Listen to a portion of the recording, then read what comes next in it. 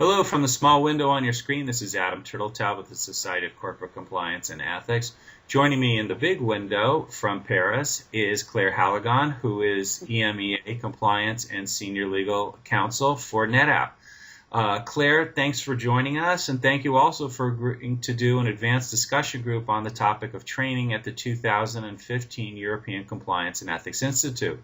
So let's talk a little bit about what you'll be talking about and some of the issues organizations face. One of the big challenges right now is the question of, do we do all our training live, computer-based, a combination of the two? What are you seeing companies doing and what's working most effectively?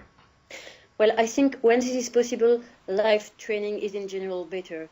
Well, when you have eye contact, you can understand better if people are listening to you, if they understand you. You can see if they don't sleep, if they are not sending emails. So I think this is better in general.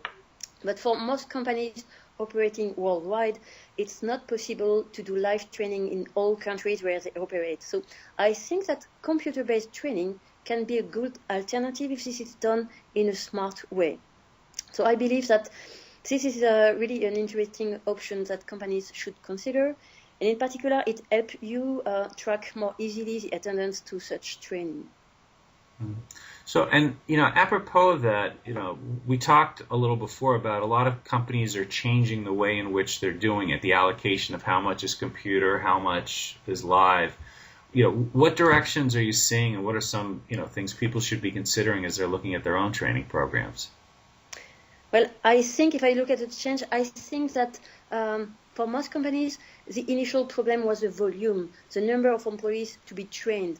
And once this problem has been solved, when companies have found a way to regularly train their employees, I think that the next issue is how to avoid the training fatigue, how to avoid the fact that in the end, people are no longer listening to you. And then this is when companies try to think of way to be more creative, to use games, videos, or other way to keep the interest and the awareness related to such topics. And actually, this is what we will see in London, and what we will try to share best practices on how to boost your training program. That's great. That's great, because fatigue is a hard part. I mean, you want people to realize the code of conduct is important, but if you give them the same course every year, it gets more than a little tiring for employees. So one of the other issues that people talk about a lot is measuring the effectiveness of their program. How do you know it's working? A lot of the computer-based training has an exam at the end, but is that really enough? And oddly, when we just did our survey, we found a lot of people aren't even using that. What are you seeing companies do that's the best way? What's the best practice in that area? Well, I think this is still good to use surveys. If surveys are drafted with a careful way, I think this is still useful. Of course, you have to also ensure that the completion rate is high enough to really measure the effectiveness of your training.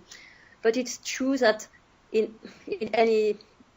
for any training, you will always find people that don't get the message, that don't understand, or at least pretend they don't get the message. So I think this is good to focus on some other criteria and some other indicators. Such as, for example, you can look at the number of requests or complaints following a training that you do. For example, if you train people on gift and entertainment, for example, on gift and entertainment policies, you will often notice an increase of requests just after the training. Another indicator is more than the number of questions, the kind of questions that you receive after a training. If you receive a lot of questions after a training, it can mean that some points were not clear in your training. This is a possibility, but it can also mean that people have really understood your message. They have really tried to think of the message that you were delivering to them and how to implement that in their daily life. And this is, in the end, what you want. So this is good. Sounds great, and sounds like it's going to be a great discussion. So thank you again for agreeing to be a part of it and for your time here. And for all of you watching, I hope to see you in London in 2015 for the SCCE, European Compliance and Ethics Institute. I'm Adam Turtletop from SCCE. Thank you, Claire, and thank you all for joining us.